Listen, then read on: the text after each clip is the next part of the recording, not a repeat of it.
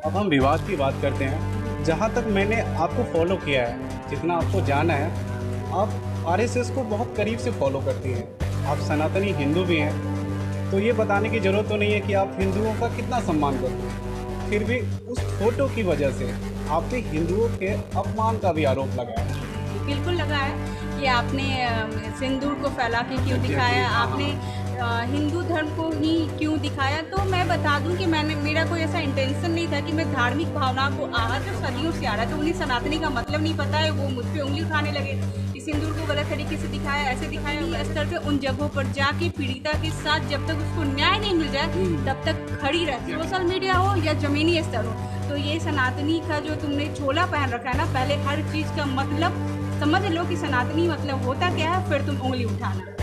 हाँ, महिलाओं की सम्मान की बात हमेशा आप करती है, स्पेशली रेप पीड़ित बच्चों के लिए जो आप कर रही है वो बेहद ही काबिल तारीफ है। इसकी शुरुआत कब हुई और आपको कब लगा कि इस सब्जेक्ट पे काम करना चाहिए?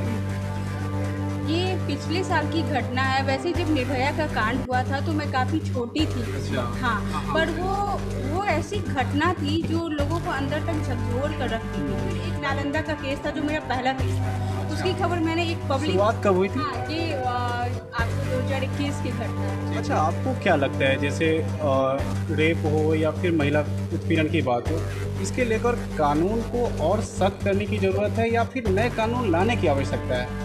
मेरे ख्याल से जो कानून बना हुआ है ठीक है, बट उसमें संशोधन करना चाहिए। जैसे हर कानून और रेप की सज़ा सिर्फ और सिर्फ फांसी हो, ये नहीं कि उसको 20 साल का सज़ा देकर छोड़ दिया। 20 साल के बाद वो सुधर जाएगा क्या? हमारा काउंटर सवाल यही है कि चलिए मान लेते हैं बिहार की कानून व्यवस्था की जिम्मेदारी नेहा सिंह राठौर को दे दी जाती है, क्या आप विशेष करेंगे?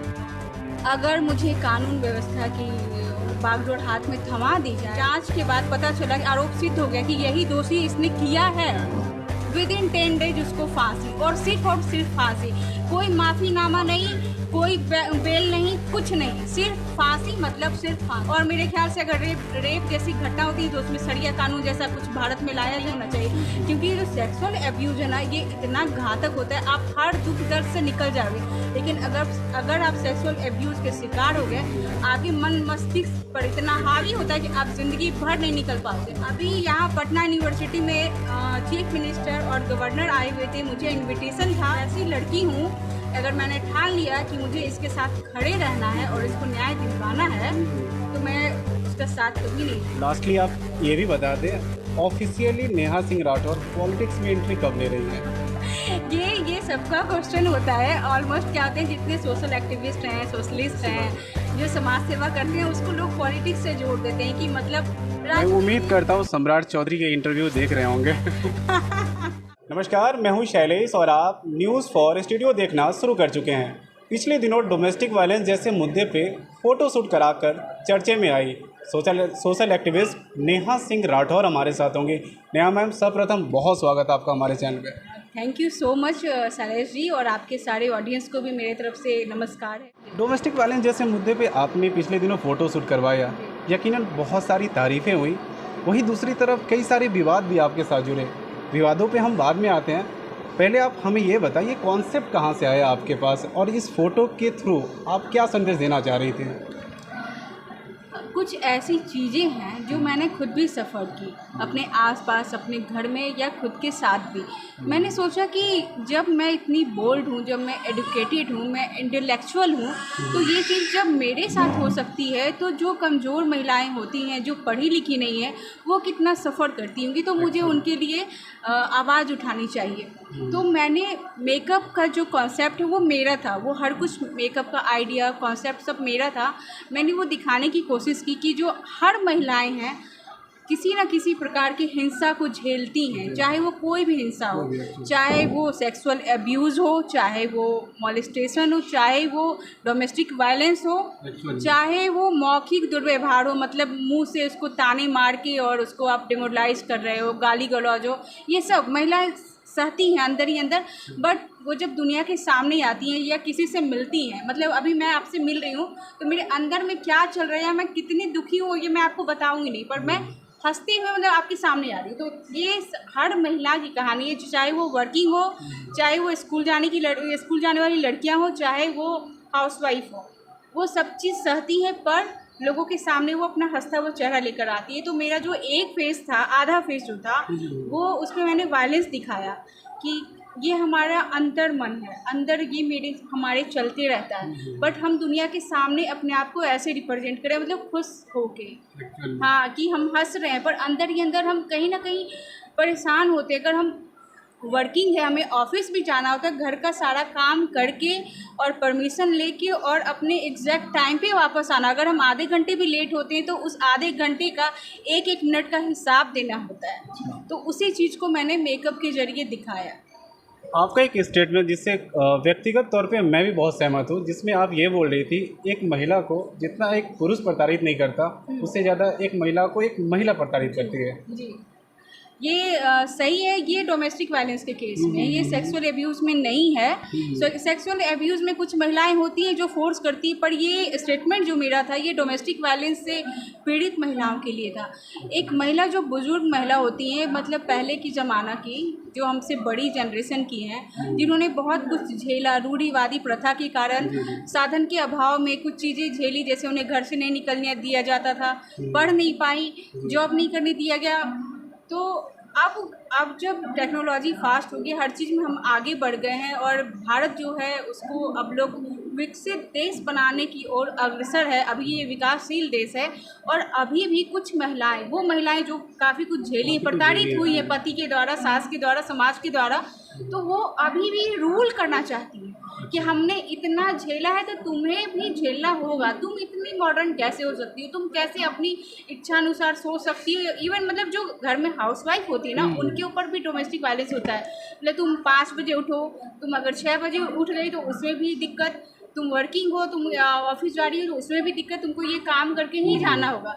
इस तरह की जो मानसिकता है ना, उसके लिए मैंने कहा था कि महिलाओं को ज़्यादा शोषण करती है, जबकि उन्हें समझना चाहिए कि हमने जो झेला साधन के अभाव में या किसी प्रकार से, अपनी बहू बेटियों को ना झेलाएं, तभी तो विकासशील देश विकसित होगा। पर आप आज भी हमें ज़बरदस्ती फोर्स करती हो कि वैसे ही तुम भी जियो, तो हम कभी आगे नहीं बढ़ पाएंगे। अब हम विवाद की बात करते हैं। जहाँ तक मैंने आपको फॉलो किया है, जितना आपको जाना है, आप आरएसएस को बहुत करीब से फॉलो करती हैं, आप सनातनी हिंदू भी हैं, तो ये बताने की ज़रूरत तो नहीं है कि आप हिंदुओं का कितना सम्मान करती हैं। फिर भी उस फोटो की वजह से आपके हिंदुओं के अपमान का भी आरोप लगा है। जी जी जी, बिल्कुल लगा है कि आपने सिंदूर को फैला के क्यों दिखाया, हाँ, आपने हिंदू धर्म को ही क्यों दिखाया। तो मैं बता दूं कि मेरा कोई ऐसा इंटेंशन नहीं था कि मैं धार्मिक भावनाओं को आहत पहुंचाऊं।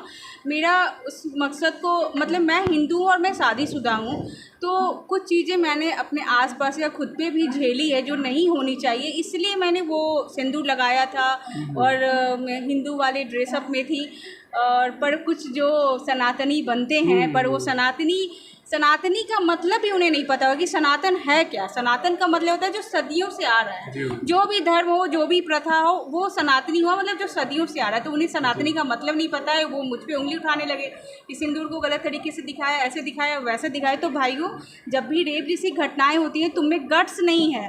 आपके चैनल के माध्यम से मैं बोल रही हूँ, वो सिर्फ जन आक्रोश दिखा सकते हैं, सोशल मीडिया पे कोट्स लिख सकते हैं कि भाई ऐसा हो गया, मैं ये कर देता, वो कर देता। मैं ज़मीनी स्तर पे उन जगहों पर जाके पीड़िता के साथ जब तक उसको न्याय नहीं मिल जाए तब तक खड़ी रहती हूँ, सोशल मीडिया हो या ज़मीनी स्तर हो। तो ये सनातनी का जो तुमने छोला पहन रखा है ना, पहले हर चीज़ का मतलब समझ लो कि सनातनी मतलब होता क्या है, फिर तुम उंगली उठाना। हाँ, महिलाओं की सम्मान की बात हमेशा आप करती है, स्पेशली रेप पीड़ित बच्चों के लिए जो आप कर रही है वो बेहद ही काबिल तारीफ़ है। इसकी शुरुआत कब हुई और आपको कब लगा कि इस सब्जेक्ट पे काम करना चाहिए?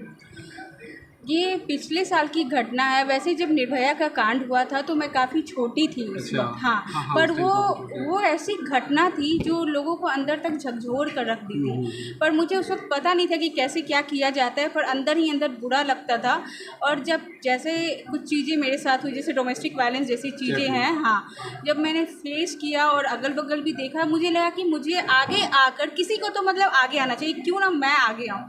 आगे आकर मुझे इतना ज़्यादा लोगों जोश भर देना चाहिए कि वो अपने लिए बोलना शुरू कर दे। वो बच्चियां, वो महिलाएं जो हिंसा का शिकार होती है, जब वो खुद के लिए बोलना शुरू कर देंगी, अपने लिए लड़ना शुरू कर देंगी, तो एक बदलाव जरूर आएगा। तो पहले मैंने उनको सब्बल देने का कोशिश किया, उनका मनोबल कैसे बढ़ाया जाए, उनका आत्मविश्वास कैसे बढ़ाया जाए, उस पर फिर एक नालंदा का केस था जो मेरा पहला केस था। अच्छा। उसकी खबर मैंने एक पब्लिक, शुरुआत कब हुई थी? हाँ ये आपको 2021 की घटना है। अच्छा, किसी ऑफिस में? हाँ, मैंने देखा ऐप पर, पब्लिक ऐप पे न्यूज़ आती रहता है हर सेकंड का, तो उसमें मैंने देखा कि इस तरह की घटना हुई कि 8 साल की बच्ची है, उसका बलात्कार करके और उसके पेट में चाकू भोंका गया है, मुंह पे मारा गया है और वो एडमिट है इस हॉस्पिटल में।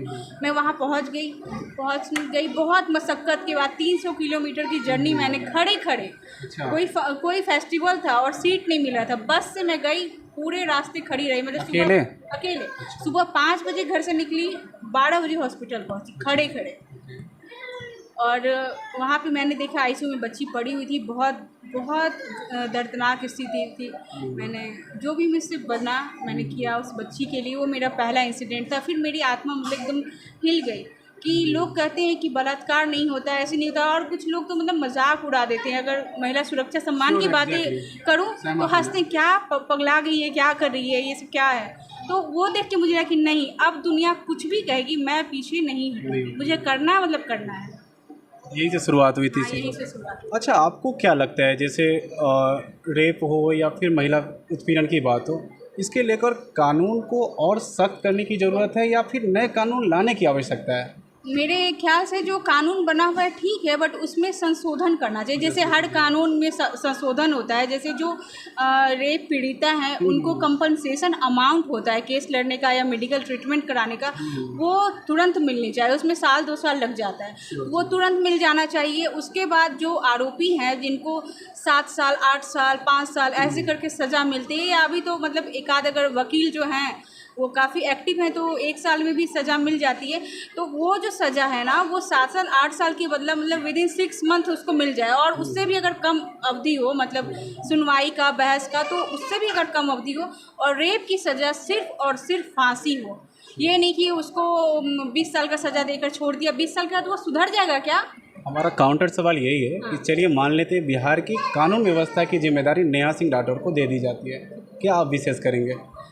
अगर मुझे कानून व्यवस्था की बागडोर हाथ में थमा दी जाए तो मैं सबसे पहले जितनी छोटी बच्चियां हैं उनको पहले सबल देने का काम करूंगी। उसके बाद ये जो मैंने बताया कि 7 साल 8 साल लग जाते हैं, उसमें संशोधन करके मैं, जैसे मुझे आज रेप की खबर पता चली और आरोपी पकड़ा गया और सारा जांच के बाद पता चला कि आरोप सिद्ध हो गया कि यही दोषी इसने किया है, विदिन 10 डेज उसको फांसी, और सिर्फ फांसी, कोई माफ़ीनामा नहीं, कोई बेल नहीं, कुछ नहीं, सिर्फ फांसी, मतलब सिर्फ फांसी। और मेरे ख्याल से अगर रेप जैसी घटना होती है तो उसमें सरिया कानून जैसा कुछ भारत में लाया जाए तो अपने आप रेप जैसी जो खबरें हैं, जो प्रति घंटे 10,000 रेप केसेज आते हैं, सरिया कानून फिर से लाया जाए? फिर से लाया नहीं जाए, रेप के मामले में लाया जाए, रेप के मामले में लाया जाए। रेपिस्ट अपने आप डरेगा कि अरे बाप रे, रेप करने पे इतनी दर्दनाक, इतनी बर्बरतापूर्ण सज़ा मिलती है। रेप नहीं करना, किसी बच्ची को गलत नज़र से नहीं देखना, पर अपने यहाँ रेप की जो सज़ा होती है ना, वही इतने साल लग जाते हैं और बेल मिल जाता है, फास्ट ट्रैक होता है, बेल मिल जाता है, तो लोग सोचते हैं अरे यार चलो रेप कर लेते हैं, होगा क्या, पैसा देके निकल जाएंगे, अरे पैरवी पे निकल जाएंगे। तो ये चीज़ एकदम रेप के मामले में तो एकदम नहीं होना चाहिए, क्योंकि ये जो सेक्सुअल एब्यूज़ है ना, ये इतना घातक होता है, आप हर दुख दर्द से निकल जाओगे, लेकिन अगर आप सेक्सुअल एब्यूज़ के शिकार हो गए, आपके मन मस्तिष्क पर इतना हावी होता है कि आप ज़िंदगी भर नहीं निकल पाओगे, कुंठित हो जाओगे। हाँ, लास्टली आप ये भी बता दें, ऑफिशियली नेहा सिंह राठौर पॉलिटिक्स में एंट्री कब ले रही है? ये सबका क्वेश्चन होता है। ऑलमोस्ट क्या होते हैं, जितने सोशल एक्टिविस्ट हैं, सोशलिस्ट हैं, जो समाज सेवा करते हैं, उसको लोग पॉलिटिक्स से जोड़ देते हैं कि मतलब ये तो आगे जाके इसमें अभी मेरा अभी फ़िलहाल तो कुछ ऐसा चांसेस नहीं राजनीति में जाने का, पर अगर अच्छी पार्टी से अच्छे पोस्ट के लिए अगर टिकट मिलता है और अच्छे लोगों का समर्थन हो, क्योंकि आप नेता या मंत्री तभी बन पाओगे जब आपके पास विल पावर, मैन पावर हो, ठीक है, तो तब जाके मैं पॉलिटिक्स में आ सकती हूँ। और मैं उम्मीद करता हूँ सम्राट चौधरी के इंटरव्यू देख रहे होंगे। आपकी सारों को मैं समझ रहा हूँ। अगर वो देख रहे हैं और उन्हें लगता है कि मैं इस काबिल हूँ, मैं इतना बोलूँगी कि मैं फेंकती नहीं हूँ, मैं जो बोलती हूँ मैं वो करती हूँ। मैंने अगर वचन दे दिया तो मेरे प्राण पखेरु क्यों ना उड़ जाए, मैं उस वचन को निभाती हूँ। अभी भी इवेंट था अभी यहाँ पटना यूनिवर्सिटी में चीफ मिनिस्टर और गवर्नर आए हुए थे, मुझे इनविटेशन था और यहाँ ऑटो का स्ट्राइक, रैपिडो, ओला कुछ नहीं मिल रहा था, पर मैंने वचन दे दिया था कि मैं उसमें आऊँगी, मतलब आऊँगी, और मैं वहाँ पहुँच गई पैदल चल के गांधी मैदान से कि मुझे जाना है, मतलब जाना है। तो मैं वैसी लड़की हूँ, अगर मैंने ठान लिया कि मुझे इसके साथ खड़े रहना है और इसको न्याय दिलवाना है तो मैं उसका साथ कभी नहीं छोड़ती। नेहा जी, आप जो कर रही हैं एक्चुअली में हम जैसे युवाओं के लिए बहुत ही इंस्पायरिंग है। और आपने ये भी बताया कि अगर आप समाज के लिए कुछ करना चाह रहे हैं तो ज़रूरी नहीं कि आप मुख्यमंत्री, विधायक या फिर मंत्री हो। अगर आप करना चाहते हो तो बस एक सही सोच और ईमानदारी नीयत चाहिए। हमसे बात करने के लिए बहुत बहुत धन्यवाद नेहा। Thank you sir.